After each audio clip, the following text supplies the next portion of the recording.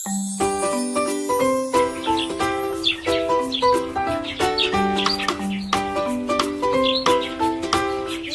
आप सभी के बीच आज एक जंगल की कहानी सुनाने जा रही हूँ। मैं आशा करती हूँ कि आप सभी को ये कहानी जरूर पसंद आएगी।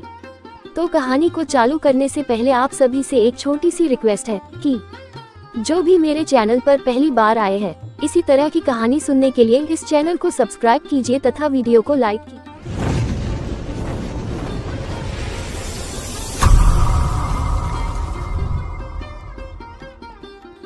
तो कहानी का नाम है ऊंचाई का महत्व।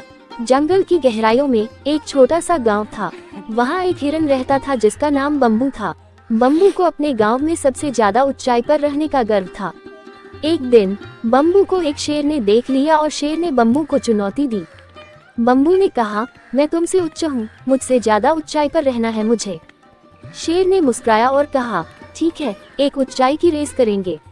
गांव के लोग समझ गए कि बम्बू का गर्व ठोस नहीं था, लेकिन उन्होंने रेस की तैयारी करने में सहमति दी। रेस का दिन आया। सभी जानवर ऊंचाई की ओर दौड़ने लगे। बम्बू ने शेर को अगले क्षण में पीछे छोड़ दिया। शेर ने हैरान होकर पूछा, तुमने कैसे किया? बम्बू ने हंसते हुए कहा, मेरा मानना है कि हर किसी की ऊंचाई की महत्वपूर्णता नहीं है।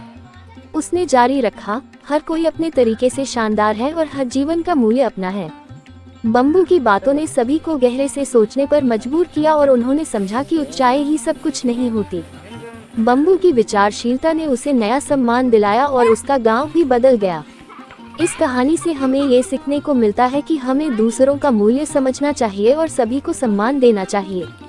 अब तक आपने सुना है कि शेर कैसे हार गया और बम्बू ने कैसे सबको मिलकर एक नया दृष्टिकोण दिखाया।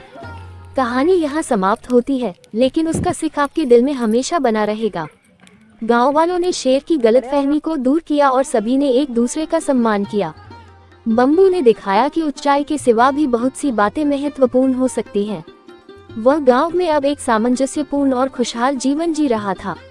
इसका मतलब यह है कि हमें दूसरों को उनकी खासियतों के लिए नहीं, बल्कि उनकी विचारशीलता और मूल्यों के लिए समझना चाहिए। कहानी से यह सीखने को मिलता है कि सफलता और महत्वपूर्णता अलग अलग रूपों में हो सकती है और हमें दूसरों की बातों का ध्यान देना चाहिए। इस प्रकार बम्बू ने न केवल अपने गांव को समझाया, बल्कि हम सभी को एक नए दृष्टिकोण की दिशा में मोड़ने का भी संदेश दिया। आपको ये कहानी कैसी लगी? कृपया हमें अपनी राय बताएं।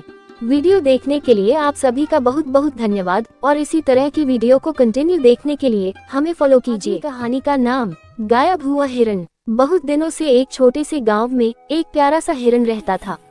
ये हिरन बहुत ही खुश और मित्र भावना से भरा हुआ था और सभी जानवर उसके साथ खेलने का बड़ा शौक रखते थे।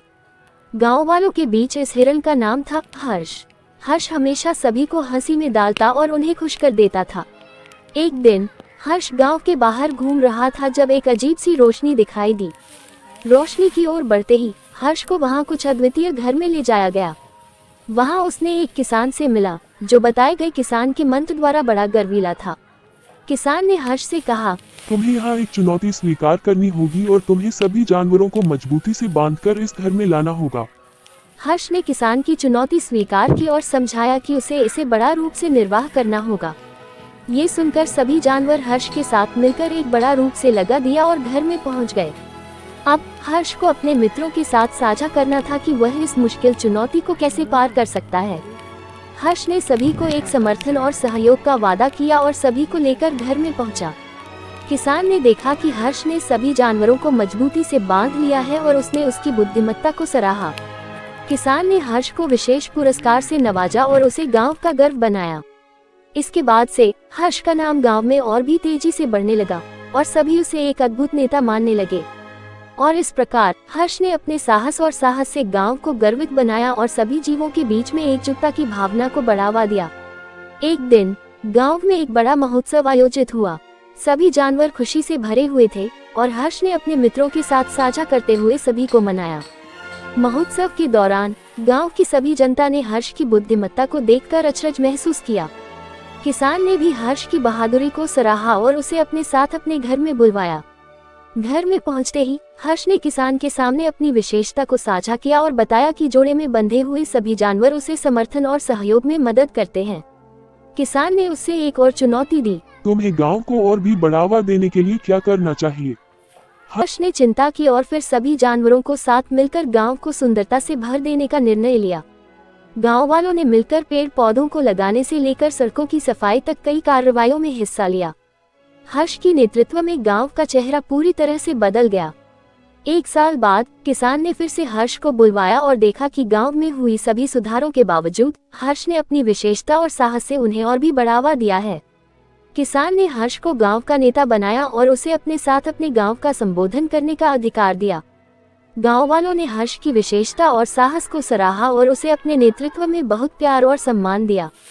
इसके बाद से गांव में समृद्धि और खुशी का वातावरण बना रहा और हर्ष ने एक नए युग की शुरुआत की। उसकी कहानी गांव वालों के बीच में एक प्रेरणा स्रोत बन गई और सभी ने मिलकर एक दूसरे की मदद करने का आदान प्रदान किया। और इसी तरह हर्ष ने अपने साहस और साहित्य से न शीर्षक मात्र अपितु सभी की जिंदगी में अद्वितीय स्थान बनाया। और ये थी गायब हुआ हिरण की अद्वितीय कहानी, जिसने सभी को एक साथ मिलकर आगे बढ़ने के लिए प्रेरित किया। तो बच्चों, हमें इस कहानी से सीख मिलती है कि कोई भी कार्य करने के लिए हमें साहस और बुद्धिमत्ता से करना चाहिए। हमारी इस कहानी को देखने के लिए आप सभी का थैंक यू।